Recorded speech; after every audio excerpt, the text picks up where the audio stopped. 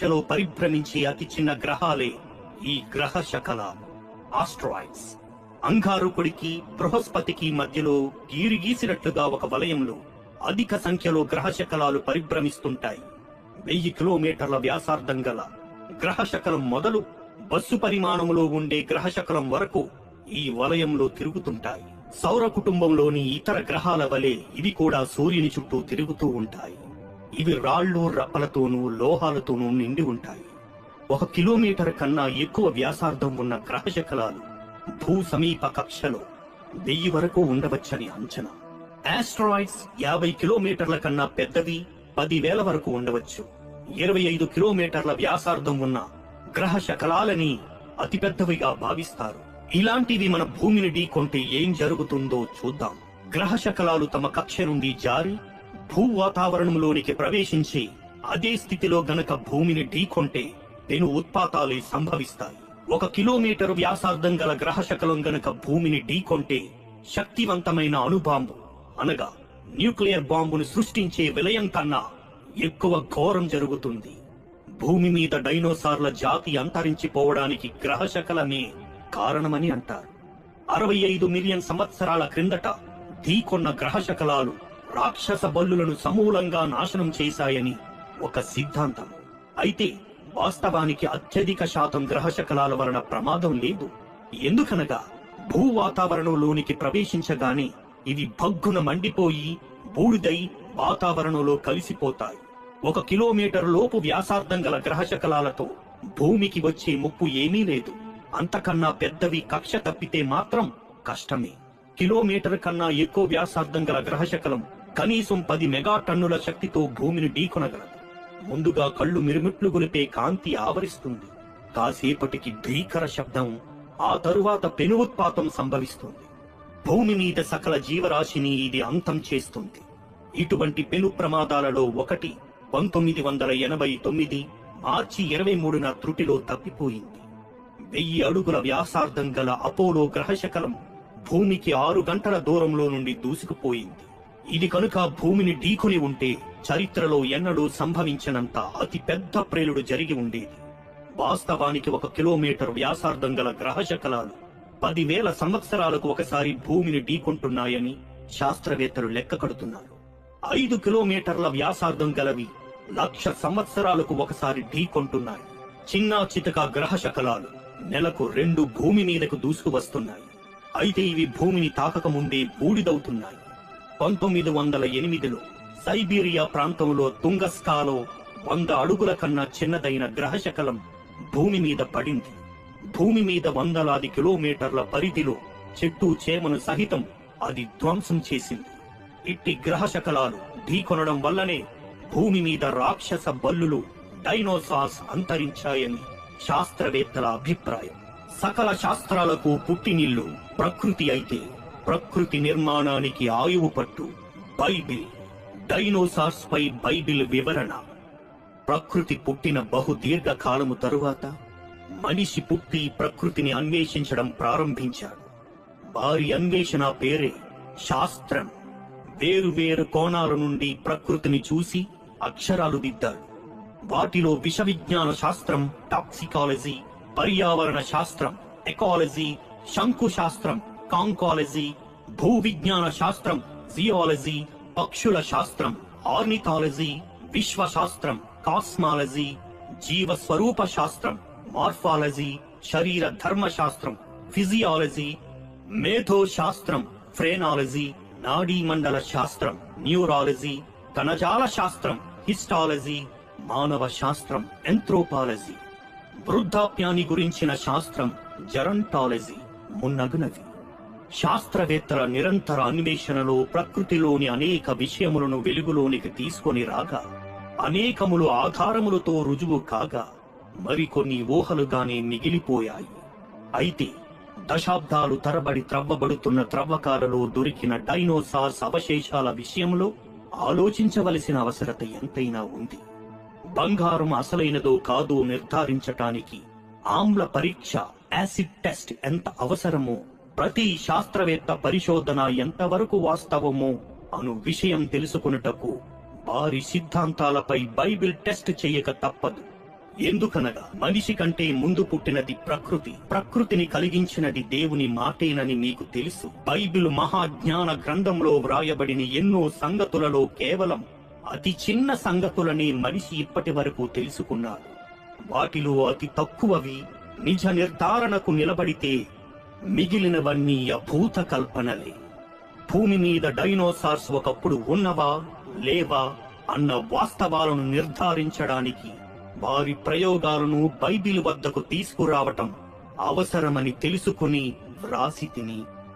బైబిలును బట్టి ఆలోచిస్తే దేవుడైన యెహోవా సర్పమును చూచి, నీవు దీని చేసినందున పశువులన్నింటిలోనూ భూజంతువులన్నింటిలోనూ నీవు శపించబడి కడుపుతో ప్రాకుచు నీవు బ్రతుకు దినములన్నీయూ మన్ను తిందువు అని శపించెను. ఆదికాండము 3వ అధ్యాయము 14వ వచనం. తొలి మానవ నిర్మాణానికి ముందే భూమిపై జంతుజాలమును దేవుడు సృష్టించెనని అర్థమవుతున్నది. ఏలయనగా జీవము కలిగి చలించు వాటిని జలములు సమృద్ధిగా పుట్టించుగాక అని పలికెను. వాటి వాటి జాతి ప్రకారము మహామత్స్యములను సృష్టించెను. 6వ దినమున వాటి జాతి ప్రకారము జీవము గల వాటిని అనగా పశువులను, పురుగులను, అడవి జంతువులను భూమి పుట్టించుగాకని పలికెను. ఆదికాండము 1వ అధ్యాయము 20 నుండి 25 వరకు. వ్రాయబడిన మాటలను బట్టి తొలి మానవుని పుట్టుకకు ముందే పశువులు, జంతువులు భూమి మీద పుట్టినవి. కాలసర్పమని పిలువబడిన దీనిని కూడా జంతువుల జాబితాలో చేర్చవలను. ఇది శాపానికి ముందు భూజంతువులలోని ఒక జంతువని, అప్పటికది రెక్కలతో ఎగురుచు కాళ్లతో నడుచుచూ ఉండేదని తలంచవచ్చు. శాపము తరువాత భూజంతువులలో శపించబడినట్టుగా కడుపుతో ప్రాకేదిగా మనకు కనిపించుచున్నది. దేవుని మాటలను బట్టి ప్రతి పొరపాటు తర్వాత జరిగే విపత్తులో సృష్టిలో ఎంతో కొంత మార్పు రావటం గమనార్హం. దేవుడు తన ప్రజలైన ఇశ్రాయేలీయులకు ధర్మశాస్త్రం ఇచ్చినప్పుడు ఆహార నియమావళిలో మార్పులను చేసి ఆచార ధర్మశాస్త్రం ఇచ్చినట్లుగా కనిపించుచున్నది. వారు భుజింపవలసిన జంతువుల వివరణ చెబుతూ, రెక్కలు కలిగి 4 కాళ్లతో చరించు చర్మలన్నీయు మీకు హేయములు. 4 కాళ్లతో నడుచు సమస్త జీవరాశులలో ఏవి అరికాలితో నడుచునో అవన్నీయు అపవిత్రములు. నేల మీద ప్రాకు జీవరాశులలో మీకు అపవిత్రమైన వాటిలో ప్రతి విధమైన బల్లి, నేల ముసలి మొదలుగునవి.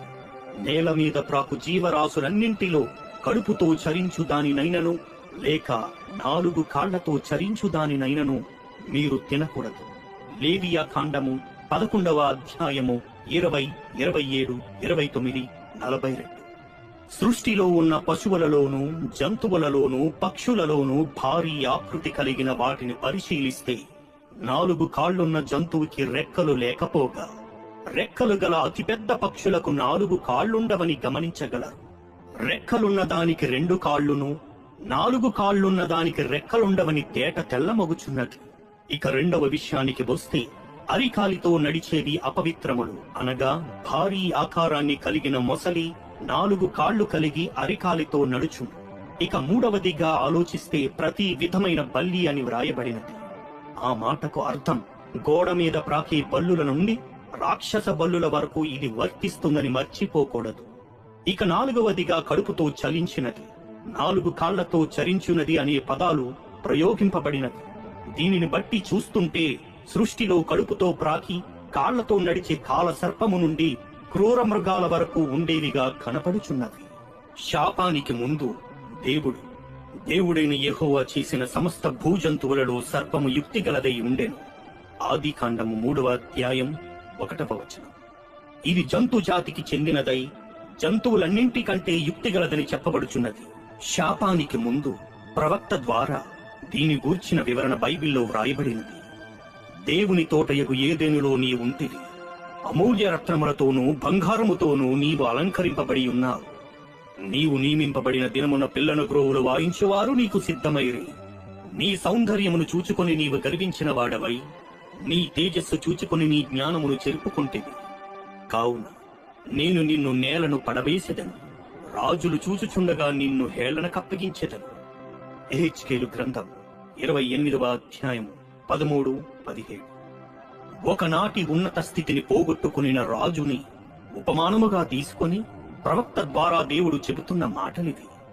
దేవుడిచ్చిన స్థితిని కాపాడుకుంటూ బ్రతుకు కాలంలో దేవుని మాట ప్రకారము జీవించవలెను. లేని ఎడల ఉన్న స్థితిని పోగొట్టుకుని దీనస్థితికి జారుటయే గాక మొత్తం తన ఉనికినే లేకుండా చేసుకునే పరిస్థితి వస్తుంది. జంతువులలో కాళ్లను రెక్కలను కలిగి ఉండే ఆది ఘటసర్పం ప్రాకే స్థితికి దిగజారి దాని అంతానికి సిద్ధపడుతున్నదని బైబిలును బట్టి చెప్పవచ్చును. దేవుడు తన ప్రజలైన ఇశ్రాయేలీయులకు సూచిస్తూ రెక్కలు కలిగి 4 కాళ్లతో చరించు చరములు, అరికాలితో నడిచే మొసలి, రాక్షస బల్లుల వరకు మానవ జాతికి అపవిత్రమైనవని నాటి జనాంగానికి వ్రాయించి ఇచ్చాను. భూమి మీద తిరిగే వాటిలో తినుటకు ఏహ్యమైన జంతువుల ఆకార నిర్మాణమును వివరించి ఉన్నాడు. అదే విధంగా నీళ్లలో ఉండే వాటి విషయానికి వస్తే సముద్రములోనేమి, నదులలోనేమి, ఏ నీళ్లలోనేమి సమస్త జలచరములలోనూ సమస్త జల జంతువులలోనూ వేటికి రెక్కలు పొలుసులు ఉండవో అవన్నీయు మీకు హేయములు. లేవియాకాండం 11వ అధ్యాయము 10వ వచనం. ఈ మాట మీరు చదువుతుంటే జల జంతువులలో పొలుసులు, రెక్కలు గలవి సర్వేశ్వరుని సృష్టిలో సృష్టింపబడినవిగా మనకు అర్థమగుచున్నది.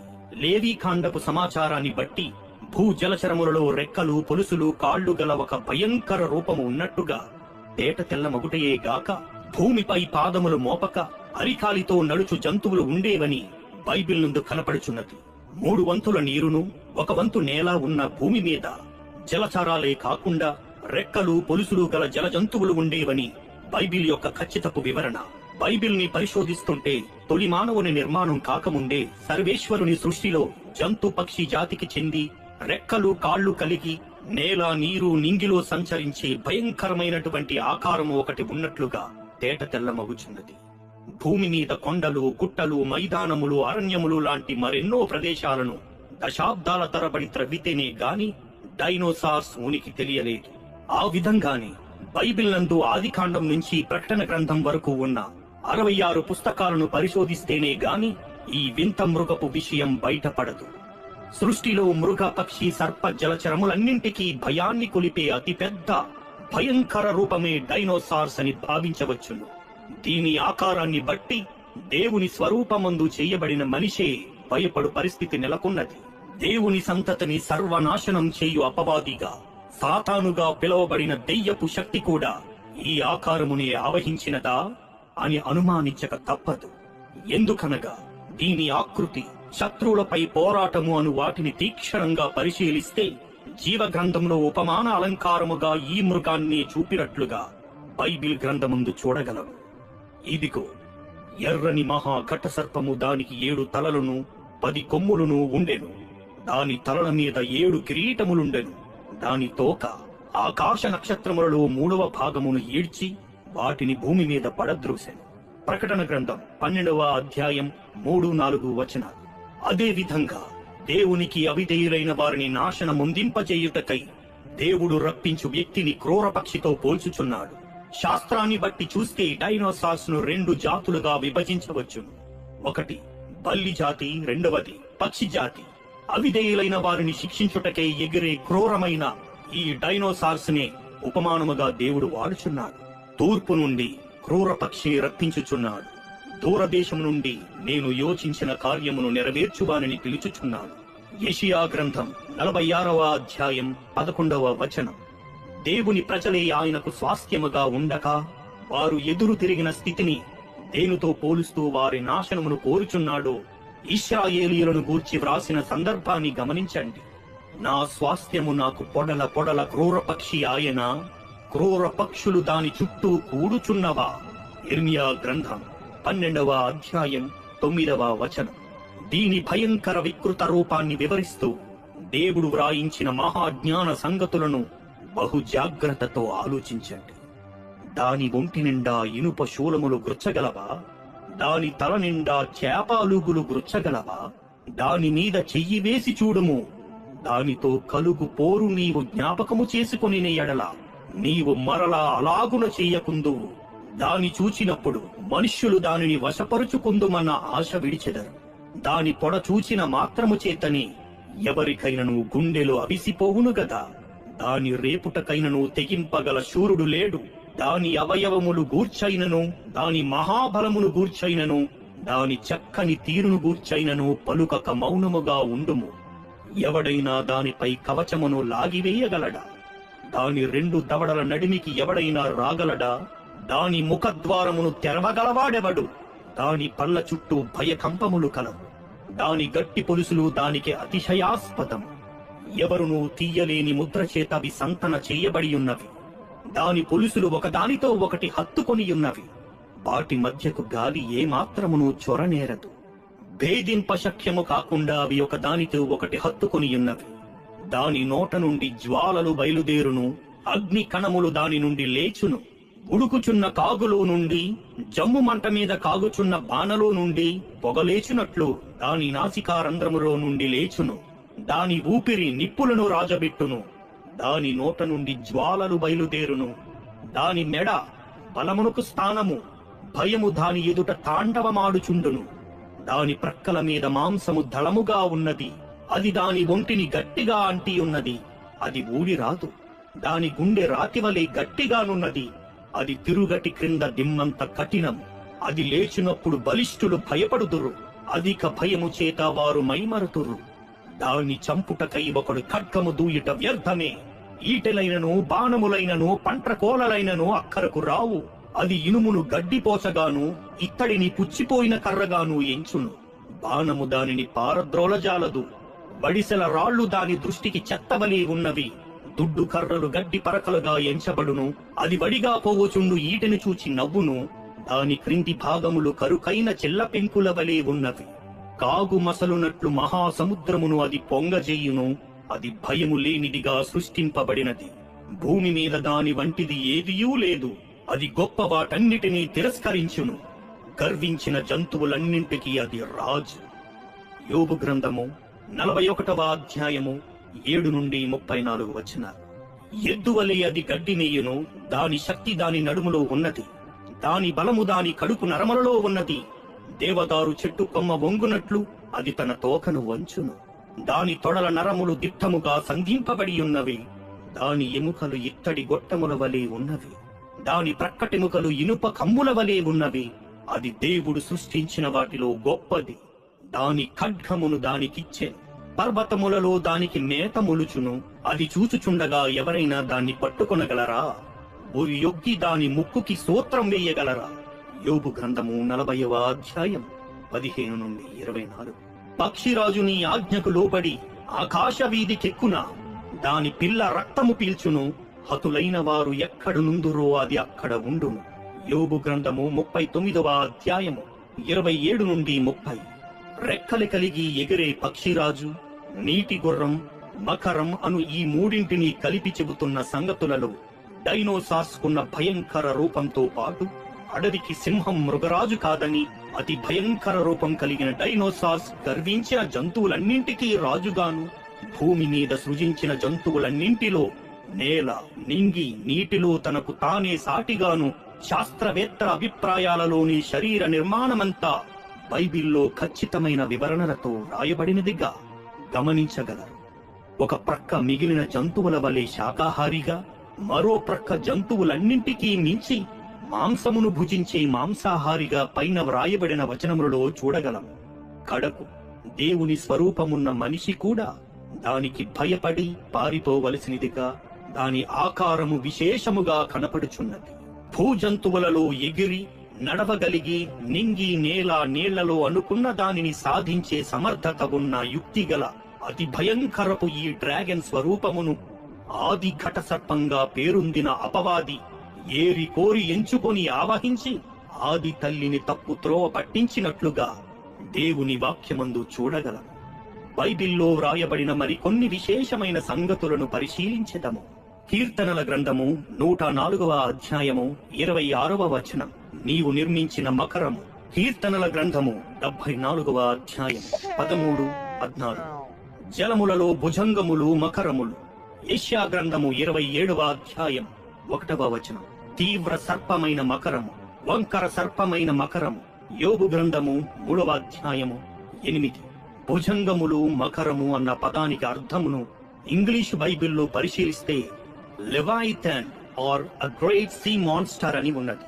అదే విధంగా భుజంగము అన్న పదానికి డ్రాగన్ అను పదము వాడబడినది. పై వచనాలను బట్టి తీవ్ర వంకర సర్పముగాను, భుజంగముగాను, మకరముగాను పిలువబడిన ఈ జంతువు a large sea creature of unknown or a great sea monster, dragon మున్నగు పేర్లతో ఇంగ్లీషులో పిలువబడుచున్నది. ఇది నింగి, నేల, నీటిలో రెక్కలు, కాళ్ళు, మొప్పలు కలిగి నివసించుచున్నట్లు బైబిల్ నందు రాయబడి ఉన్నది. పాఠకులకు ఒక సందేహం రావచ్చు.